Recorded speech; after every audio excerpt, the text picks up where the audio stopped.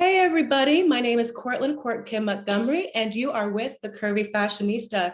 Today we have an amazing, incredible guest.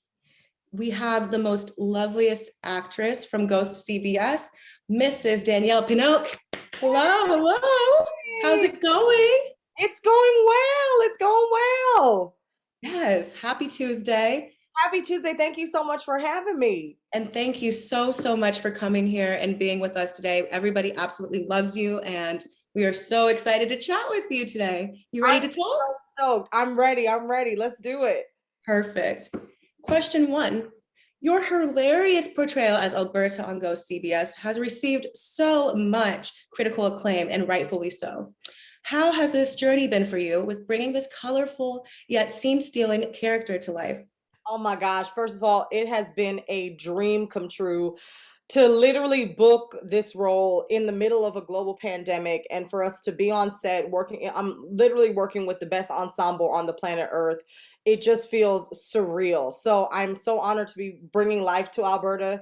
She is dynamic. She is truly a hot mess. She's sometimes out of pocket. Oh my goodness. Now, she is hilarious. She is. She's everybody. Like literally, like this is everybody's auntie. She's like she literally is a grandmother from the 1920s. But I think she's so brilliant, and has not only just so much ego, but she really truly believes in herself. She has so much confidence, and it feels so good as a plus size Black woman to be playing somebody this beautiful and this effervescent. Like I just feel so honored to be in this role. Absolutely. I love that for you. Question number two. As a plus sized actress, how has your experience been when it comes to the costume styling portion of your career? Ooh, it's actually been quite a journey. I I bet would it has. say particularly in TV and film, I would say because a lot of times for theater, you just do your measurements, or like the theater that I was doing, it's like you kind of just bring your own costumes a lot of the times. But I feel like for Black people in general, whether it comes to costume styling, makeup. I mean, we've been giving each other tips like the Underground Railroads for years in the industry, whether it's like, sis, make sure you bring your girdle. Girl, make sure you bring your foundation. You know what I mean? Like, and these Yeah, are just tips that have really, truly transcended time. And I feel like a lot of times, earlier on in my career, I was bringing my own outfits because anything that was over a size 16, it was just kind of like, hey, do you have tights? Or what brands do you shop at? man. So it was just always like, Eloquent, Torrid, back then, like Anthropology didn't have a plus size section back then. Like it was very, very limited. And Yeah. so I would always just figure out what to do. But I have to give a huge shout out to my aunt, Marsha Johnson, who was the first kind of plus size style icon that I had in my family. And she, as a teenager, before I went out to college, she was like, "We need to teach you how to dress," because my grandmother had me in these three-piece Steve Harvey suits going to school, and I looked crazy. You know what I mean? It's the typical plus size kid struggle. Burlington Coat Factory, that was the jam. Well, You the Burlington Coat Factory was the place. Oh my God, that was a place. I just looked like a grown, like Maxine Waters' love child. Like I just looked extremely grown all the time. Cardigans and covering up, like it was all those things. So I never really got to explore style when I was growing up. And it wasn't until my aunt was like, "No, sis, you're not going to college like this." And she took me to my first plus size store, I think in Brooklyn, called Lily Valise. I don't know if they're there anymore, but like it was it felt like I was walking into Euphoria. I was like, "Oh my God, they go up larger than a 13. Like they have additional sizes here, and they have swimsuits, and what is peplum? Oh my gosh, It's leather like a pants." whole, My world expanded. So because of her guidance in my life with style, I was able like throughout my college years to redeem my redeem my high school years when I was looking crazy.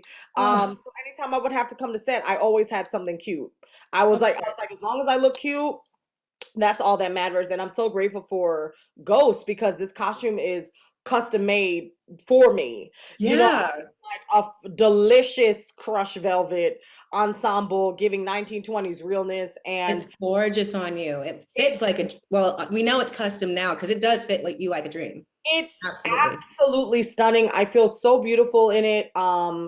And I mean, those pieces are from all around the world. The shoes are from Spain. You know what I mean? Like they've gotten like the material from England. Like there were so many different facets in how that costume was made. So shout out to the wardrobe department for making me feel so beautiful every episode. They truly kill it. That makes me so happy for you because, like you said, it is a journey, but now you're at a space where you can walk in, you know, you're going to look like that bitch and just like walk in and just do what you need to Especially do. in a pandemic too. Listen, we all gained our little quarantine moment. Okay, let's talk about it because, Just had that chat about that at the Soul Train Awards, and I get yeah, it. Like I was just like, oh gosh, but they really have made me feel so beautiful, and I'm excited for girls that look like me to see me and be like, okay, you know what? That's the representation that we have. We can do this too. exactly. No, I can only imagine. I bet you the little girls see you and they're like, "Ah, it's the queen. That's me. I see me. And that has to be so amazing. And just like you, I hope that you're so proud. Seriously, that's It truly fantastic. is gratifying. I mean, there are so many people that I used to look up to, Octavia Spencer being one of them, Retta, even, you know, some of my closest friends that are curvy, Latifah Holder, who's been in so many shows, Disjointed and Modern Family, my very dear friend Davine Joy Randolph, and like also even like Melissa McCarthy, you know what I mean? Like these are just women that I saw, and seeing them do it, I believe that I can do it. So I hope that I can be that for somebody too. Of course, absolutely. Oh, that fills my heart with joy. Uh, Question 3. If you were given the opportunity to design your own clothing line collaboration, who would it be with and why?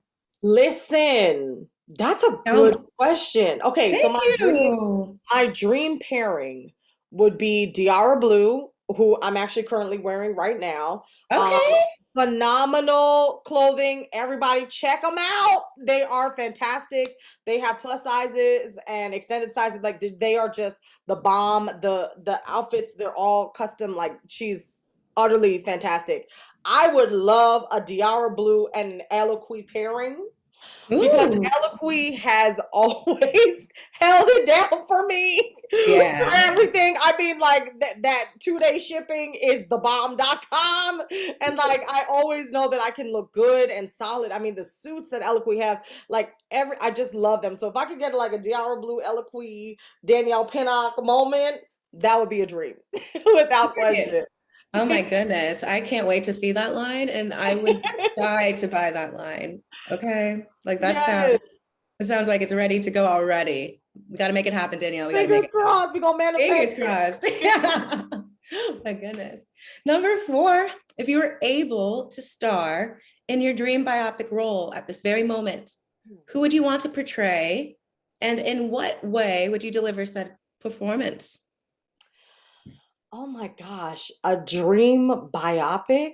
If you got the phone call right now and he said, Danielle, you're playing, and you just completely pass out from just the incredibleness of just the whole To be situation. honest, Yeah. I don't know. I let me think on that. Let me Okay. think, because I know that there are just people that I admire and I love so much. Um, but I would have to think about that. That's a good question.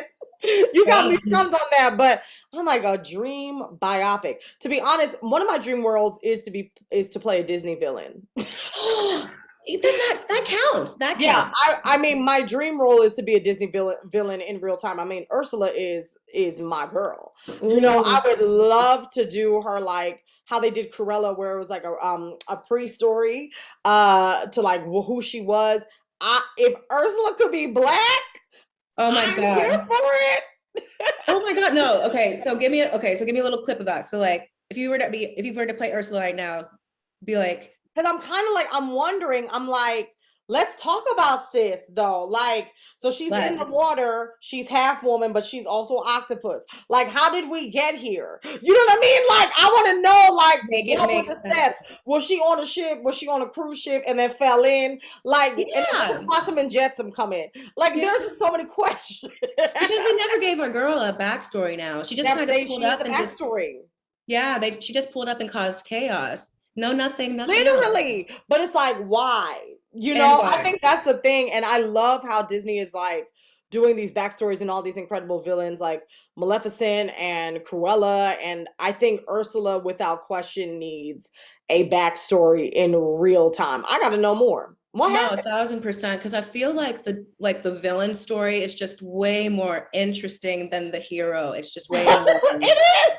It It is. just to me, yeah, because there's like something that's like interesting about the darkness, but then there's got to be that Yes. layer of like the understanding of why they are the way they are. Because we both know Ursula has a reason to Oh be. yeah, there's a reason why she's stealing all these voices. Like, what's going on? See, that's what I need to Okay. know. We need to get to Yes. the bottom of it.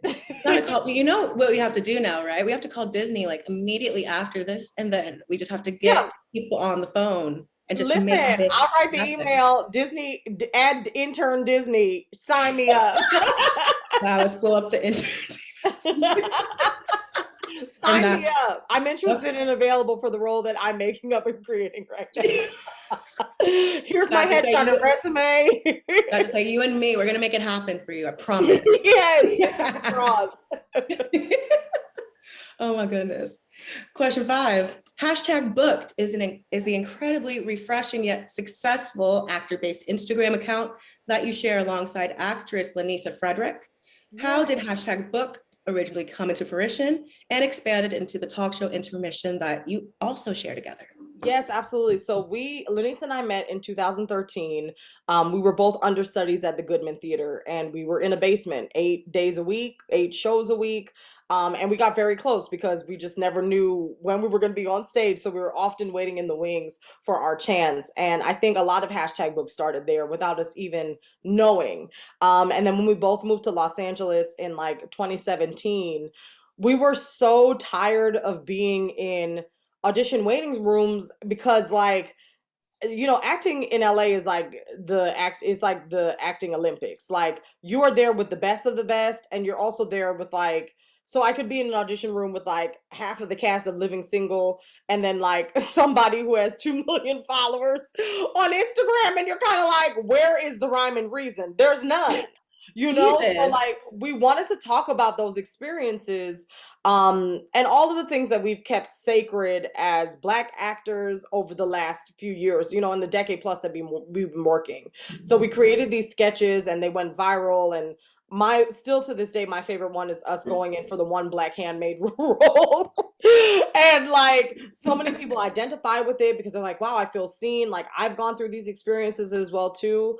And then last year in the pandemic, we went viral for an I Take Responsibility spoof on all of those Caucasian actors who lovely, did their public service announcement, and we were like, we kind of want to do our little version of that too. But it's been probably one of the biggest pride and joys of my life creating content with she's not even a best friend, she's family. You know what I mean? Like we get it, and it's very odd when you can just gel with somebody and improv with them, and we laugh until we're crying often. This is my business partner.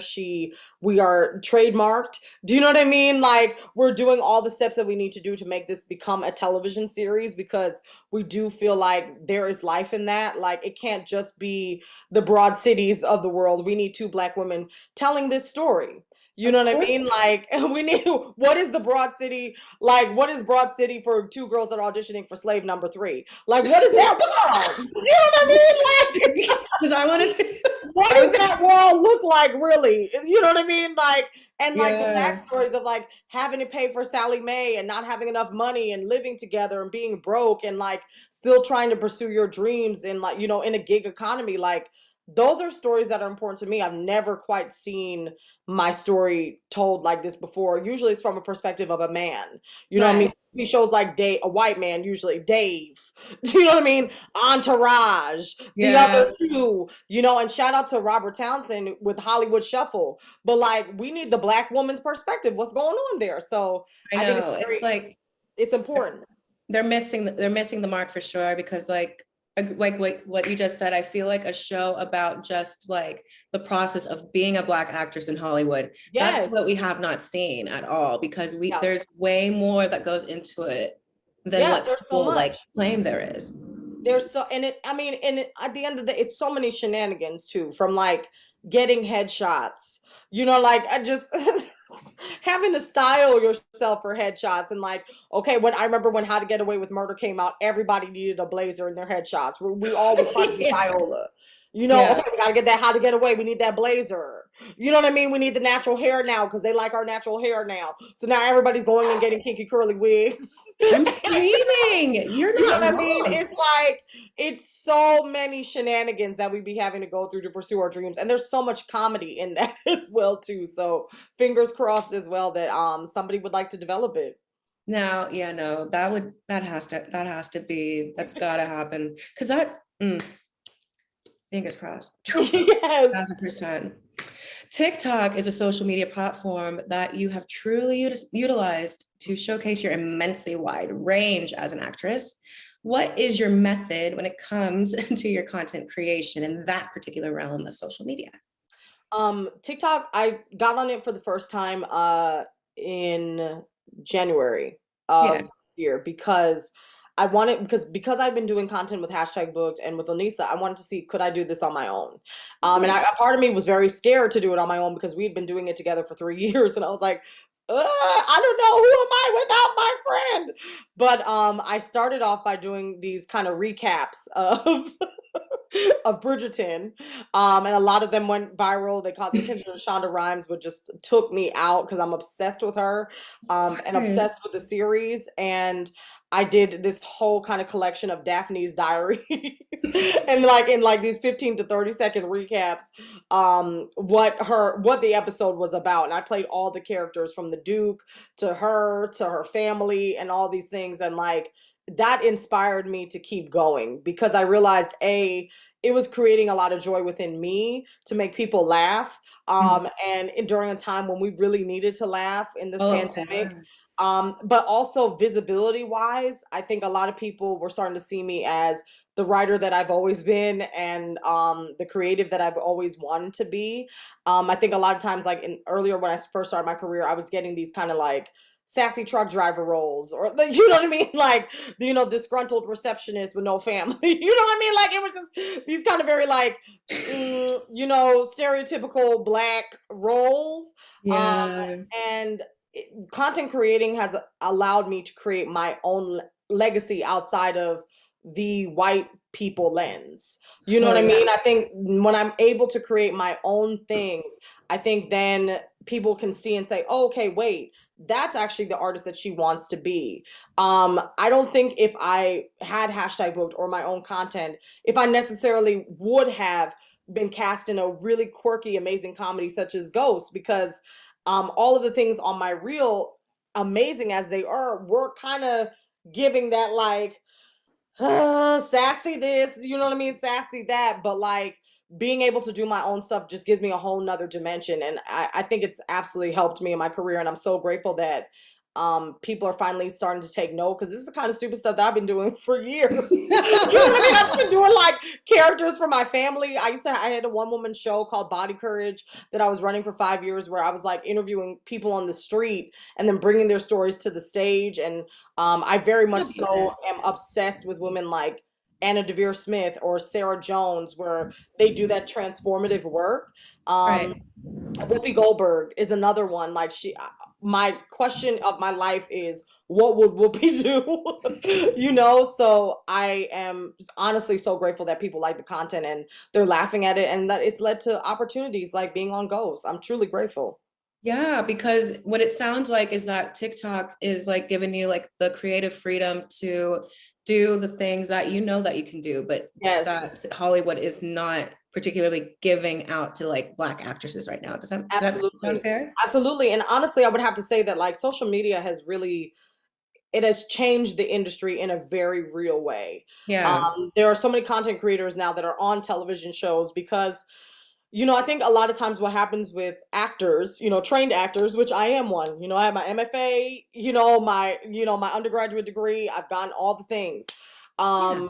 Sometimes trained actors do look down on social media creators, and I used to be one of those people too. Like Lenise and I, before we started content creating, we're like, oh God, another YouTuber. Oh God, they about to be. But if you understand the mechanics behind creating content, these people are their own writers, they're their own actors, they're their own makeup artists, they're their own stylists, they're their own Mhm. producers, they're budgeting. Do you know what I mean? What do we need for this? There's so much that goes into it that I don't think a lot of people quite understand. So obviously, somebody that has amassed 2 to 15 million viewers on their channel, I trust that person. Yeah, I do trust that person because they've done that on their own. You of know what I mean? course. But just like the things that with their network, with their channel, with their stuff, they have done that. And I do trust that person. I feel like we do need to give these content creators a little bit more love. And we can't look down on them because they're doing fantastic work. Oh, Truly.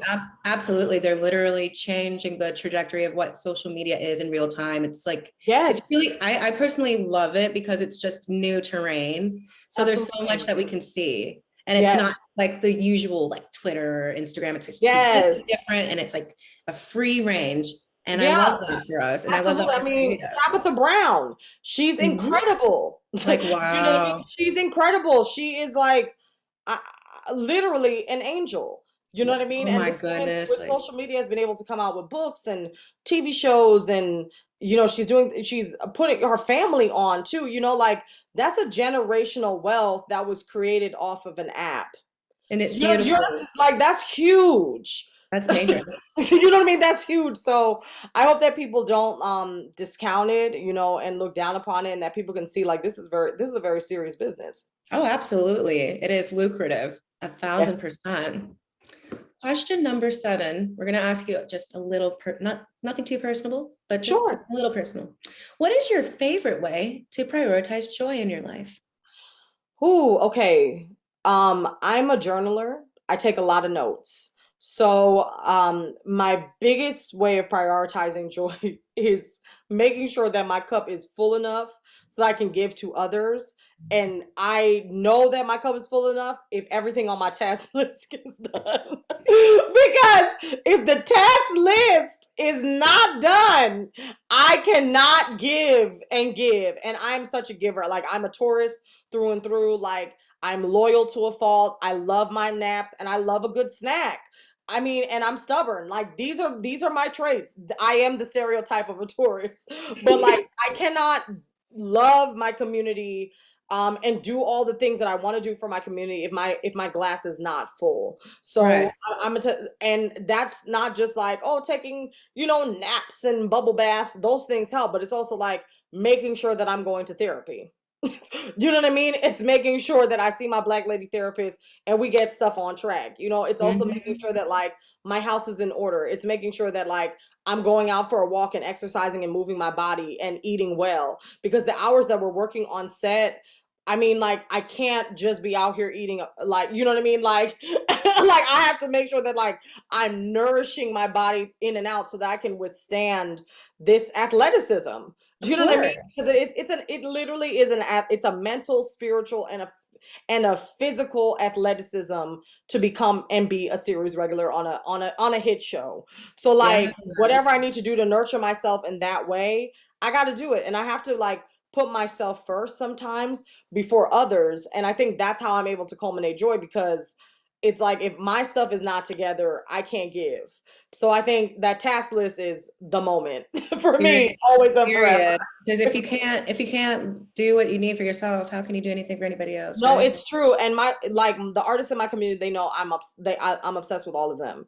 Like I'm the type of person that like every Thanksgiving, my mother, my grandmother, and I would cook for 100+ artists in LA for Thanksgiving. Like that's the type of person. Like I'm the house that everybody can go to if they're like struggling. If they need a word, they can call me. But like if I don't have my rest and if I don't have my things in order, I'm not able to feed back in. So those are the things that are just very, very important for me too. No, I feel that. That's a solid list to me. Like it's Yeah. well-rounded, straight to the point. Yes. It serves you, it helps your loved ones. Like what more than you ask for, Yes, absolutely. Not much more. But the final question. You ready? Already. About to say my low voice. I'm like, I'm trying to be a comedian like you. Listen, I'm here for it. Come on. My goodness. Maybe one day. One day. Yes. At this very moment in your life, what is your personal definition of success? And how does that look to you in the future tense? It's so funny because I think when I was younger, I had such a checklist as to what it meant to be successful. Of course. And I'm realizing that my definition of success has changed. For a very long time, I thought success was having a ton of money, having the house, having the kids, being married, and I'm first generation Jamaican American, paying off my debts and everybody else's debts and all of those things. But the more that I realize for myself now that success truly is just being able to live in the moment and in Yeah. the day to day. If we can just wake up in the morning, that's success. That's what, like, really. And like, if we can wake up in the morning and not cut somebody out of the day, that's even more success in the middle of a global pandemic. Yo, me every day this pandemic because everyone bothers me. You know what I mean? Like, if we could really just like wake up and like, okay, I'm here, I'm alive, I've made it. That truly is the definition of success for me. And like, all of the additional things will come or not. Or not.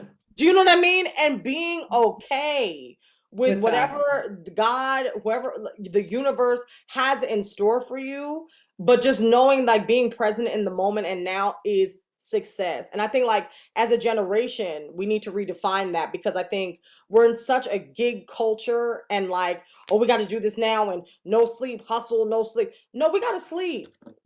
Oh my God. I love to sleep. That's like my favorite thing to do. Okay. No, we need to nourish our bodies and we need to rest. You know what I mean? Because how are we going to get our dreams if we're exhausted? And then when we get the dream, we're going to be passed out cold. There's no way to keep that going. You know what I mean? So it's just like, it truly is living in the here, living in the now, making sure that like my family's okay, making sure that I'm spending time with my family. Like I love working so much. I like for a very long time was a workaholic.